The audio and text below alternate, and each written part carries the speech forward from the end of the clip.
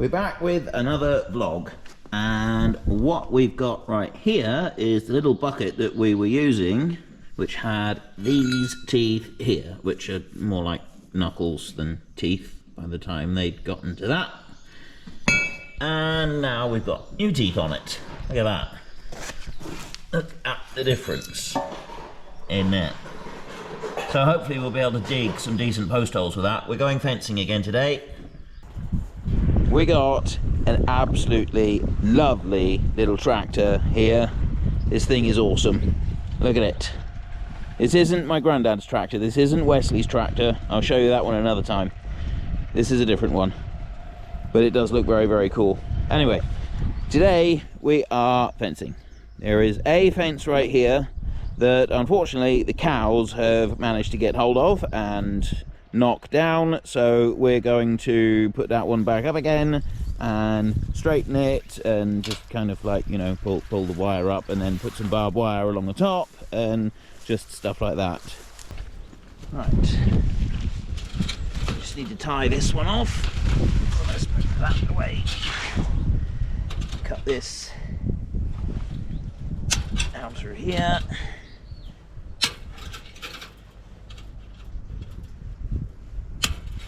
I don't know if anyone else uses these, but in my part of the world we use these pliers, and everybody just calls them red handles, fencing pliers. Does anybody else use them like this? Is this the type that you use where you're from for doing fencing? I'd be interested to find out about that, because everybody does things differently in every part of the world. I need to move that out of the way. Down that way.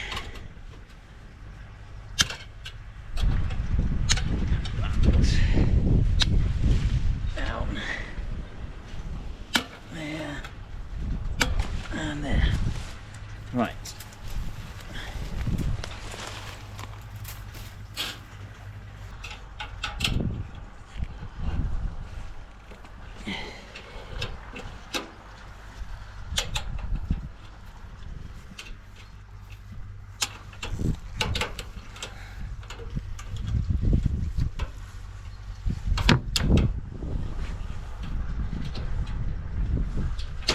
How tight do you want this done?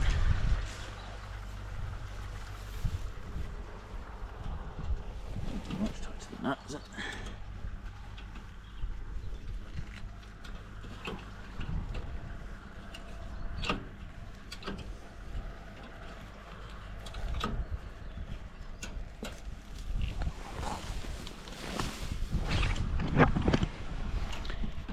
If in doubt, bring in the old master.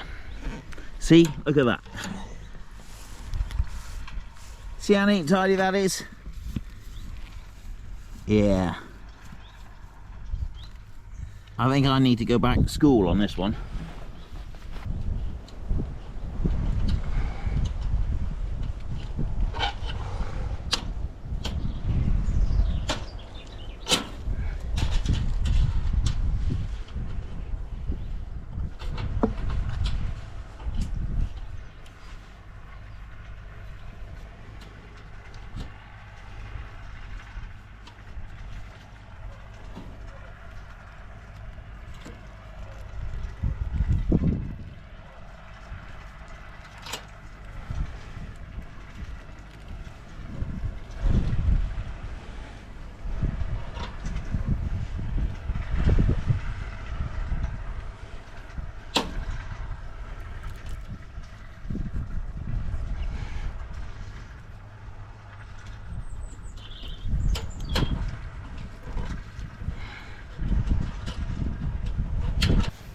I did that one. Hang on, I don't know if it's... I didn't do that one. The old master did that one. I did the rest of them, and I cannot get them to go like that. I am absolutely no good at this. It has been a very long time since I've done any fencing. The old master is back now, and he does not look amused. It's still tight, look. Is that not acceptable? This is a professional doing it now.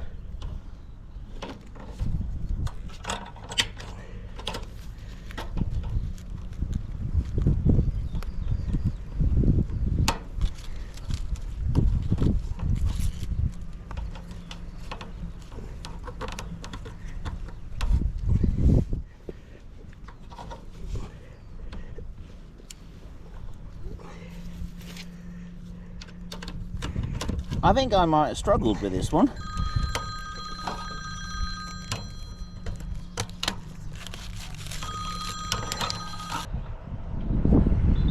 Yeah, I haven't done any fencing for a very, very long time.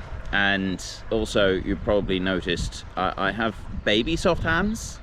Like, really? Look, I'll show you. Look at that. Look, see? Baby soft hands. From spending all that time playing Farming Simulator rather than doing real farming. And quite frankly, this doesn't help when it comes to doing actual real life fencing. Yeah, but at least it is kind of held up. I mean, look, we got this. It's not quite that standard. It's absolutely appalling. It is dreadful, awful. There we go. Oh my goodness me. You'd think I would be ashamed of this. Actually, that's not mine. That's the one that the master was working on. That was my mess down the bottom. Not to worry. I've been told that he's got about 30 miles of fence line that he wants to put in, because he's got to do fencing around most of the fields because the fences are in quite poor state. So by the time we get around all of it, I might be able to do that. Yeah, look at it. Look at that. Look at that. That looks like it's factory made, doesn't it? I might be able to get to that kind of standard. We'll see. We got the fence up on that bit. We just put some posts and rails going across the ditch, and we're just doing this bit, and this is called a gripple. Just put a little thing on the wire and then it tightens it up. So we've been making fences like this for a very long time, with a support post down here, and then you put a piece of wire across the top over the next post, and you tighten it up, and that keeps everything strained up to the corner post. Long time ago, we used to put this one, instead of putting that one down there, we used to put it up to that top corner, down to the bottom of the next post, and tighten them like that. And then this wire would go diagonally down that way. And we found out that it wasn't really working very well, and so then we've lowered this post. But now we've seen a different way of doing it, which we're going to be trying with future posts, because with future corner posts, because it seems to be better, where that rail there won't go to the bottom of that post. What we'll do is that one will go from that post there over to that one, and then a wire will go from here down to the bottom down there. So we'll see how that works out, and we'll show you that when we've got some done. But at the moment we're just tightening up the corner posts, and then we're going to go and have some lunch. Actually, I'll tell you what, I can come back over here, and there we go. Look, that's what we've done. Well, it's some of what we've done. See, goes back away into the corner, so hopefully no animals will be able to climb out through there, but we may have to do a little bit of something in underneath down at the bottom of the ditch there, just to tidy things up, but we'll get to that. Before we go for lunch, we're just tightening up the fence that goes along here. So we're using those to do it. Got the pliers go on, and then just tighten it up. And apparently, according to Fitzgerald III right here, this is a New Zealand invention, these gripples. We didn't invent this in the UK, but you just do each wire, you do that one, you do the next one, you do each wire all the way through, and tightens it up, and you can see the fence is starting to pull nice and tight.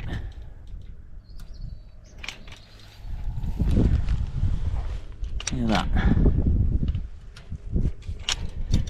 Got a couple more layers to go, and then we'll have a nice tight fence. And we've already pushed up the, wired up the corner posts. This fence was tight, but then the cows came in here and they leaned up against it because we weren't able to put, well, I say we, I wasn't actually involved. This is the royal we. We weren't able to put any barbed wire on the top, so the cows leaned against the fence and used it as scratching posts and so on, and so it's kind of a little bit loose at the moment, which is what we're tightening up. And then we have to put in a few new bits. There you go, look at that. Straighten up. Look at this fence. The only problem with the gripples, I don't know if you can see over here, see it's gone a little bit slack just there. And that's because you're tightening each line individually, so if you over tighten one, then the others can get a little bit loose. So you've got to be a little bit careful with that. So we've got just like one here that's sticking out a little bit, that one right there, even though it actually feels fairly tight. I'm not sure how bad the wind is on this. It's a little bit breezy now. I got a wind guard, but I didn't actually bring it with me, so we'll have to use that another time. So we finished doing our bit of fence. We've got nice shiny new strand of barbed wire on the top. We got some older barbed wire that we were using up on the next line, and then there's the netting that you've already seen is tightening up. So we've got a line that goes all the way along there, and it goes all the way back over to here. This is where the problem lies. If you look up through there, we have a post that is leaning over at a ridiculous angle. There's not a lot that we can do about it. We need to be able to make this field stock-proof as fast as possible, so we don't actually have time to straighten this post out. It's going to, if it gets worse, what we'll have to do is dig the post out, put it back in again, and then we will put a strut that goes from in there and holds it all out. The ground is really soft, I don't know if you can see, but like there's a lot of marsh.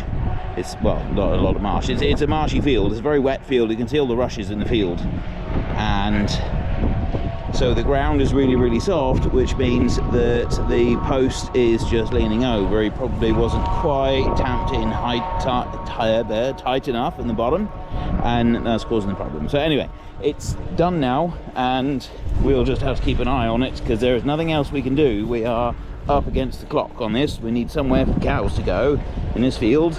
As you can see, has loads of grass. Look at all this. Look at loads of it. And we can't have the cows eating it yet because there's no fence. So we've done a bit of fencing, and now we're going to do a little bit of digging. We've got another gateway here. It's in the same field that we've been working in, and you can see there has been mud everywhere. It's really, really wet here in the winter, so before we bring the cows in and get everything else sorted, we're just going to dig out this little bit of ditch across here and put those pipes in there that are underneath the digger. So I might see if I can set the camera up on the digger so you can have a bit of digging.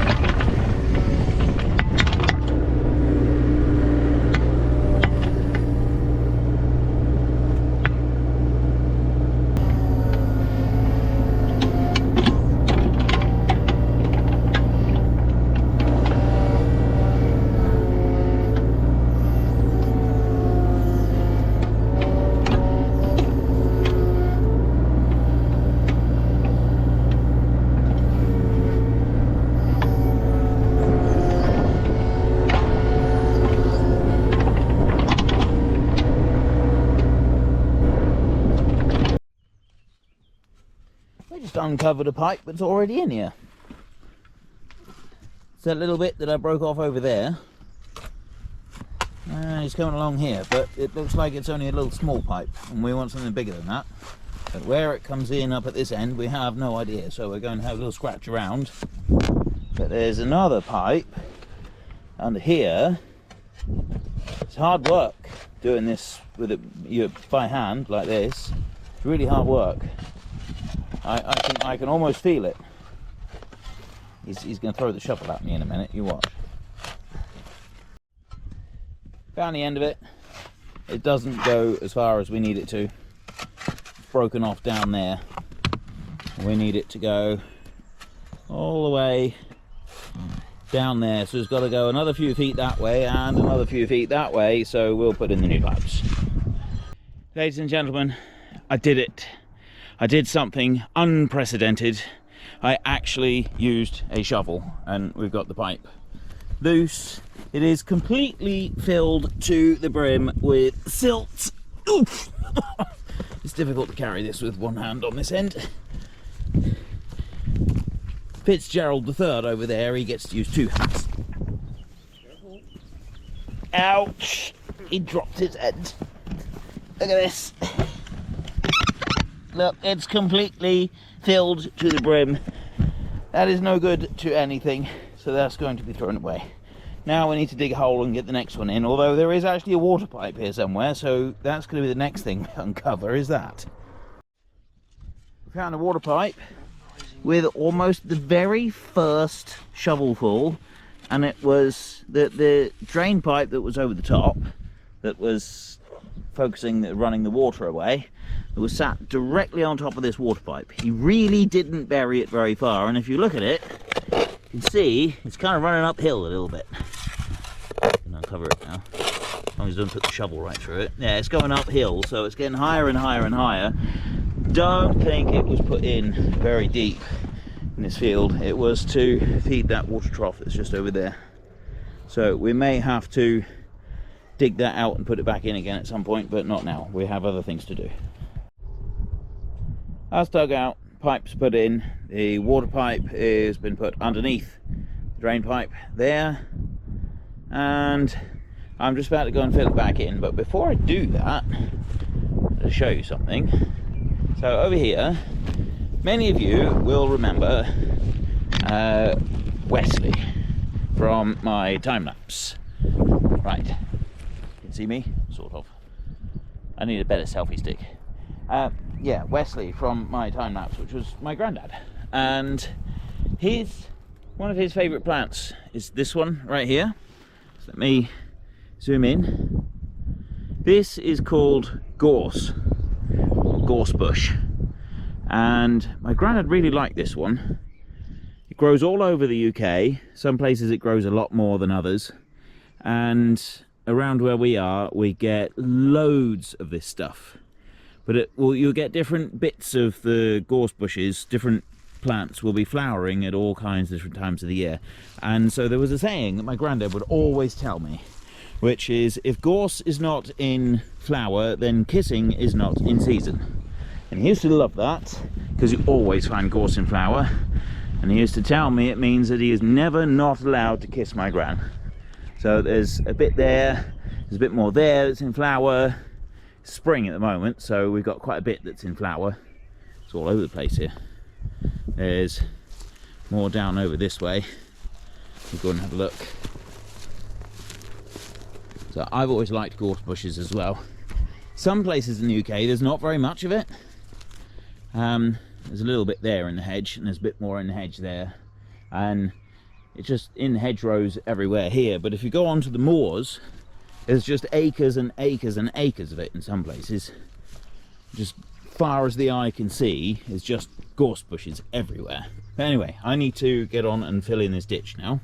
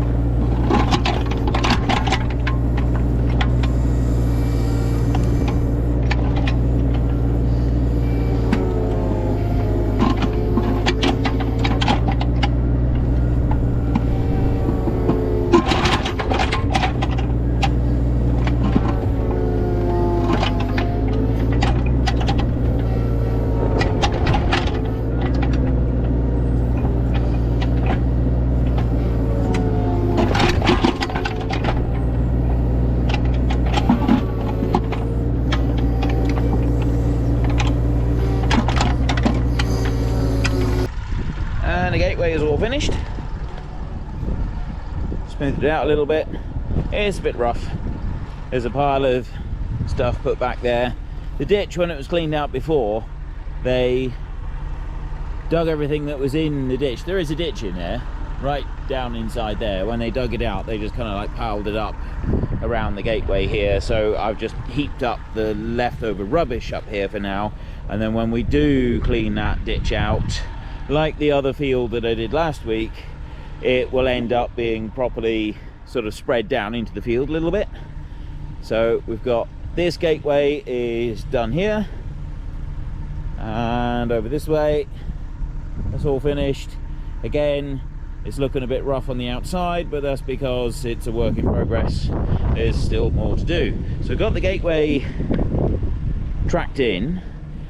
We've deliberately left it so that the ground on that side is higher than this bit here. So it goes from the field and slopes down through here, so any water runoff will get to about this point and then will flow down that way, because at the moment there's no proper ditch or drainage or anything on this side of the field. We hung a new gate, well, new to us gate, I think. It's not a brand new gate, but there's a gate there now. The gate post needs a little bit of attention. Well, actually it just needs a whole new gate post, because that thing is no good for anything, but it's holding for now. That's the important thing. So we can put cows in that field now. We did the fence earlier this morning, and now we've done that, we can now get cows in there and that'll be fine. So the other ditch has got to go up here. This hasn't been done at all yet. That's got to be done, and then there'll be a new ditch dug down alongside this field. There's a water pipe that we've got to deal with that goes through this gateway. That's going to have to be dug out and dug down lower, so there's still a lot of work to do here. But anyway, it's the end of the day now, so I'm going to take this bad boy right here. See, there it is, in all its glory. Look at it, absolutely wonderful. And I am going to track off across the field over there, take it back, park it up, and then I'm going to go home. So I will see you all next week. Unfortunately, folks, that is all we have got time for today. A massive thank you to everybody who has earned their way into the Great Book of Names. To find out some more details about all the names coming past, please head into the description and click on the link to the Discord. It's a link to another video. The link is on the other video. Please also consider checking out the links there for Nitrado, who provide gaming servers for games like Farming Simulator, Minecraft, Ark, and several others. And there's also Fanatical, who will help support your gaming habit by providing you with cheap games and also giving me a small commission on anything that you buy using my link. If you've enjoyed this particular video, then please head down below and give us a like. And if you really enjoyed it, then please tell your friends all about me. Get them to come and watch as well. That would be awesome. And until next time, thank you very much for watching. This is Frithgar. Goodbye, and see you later.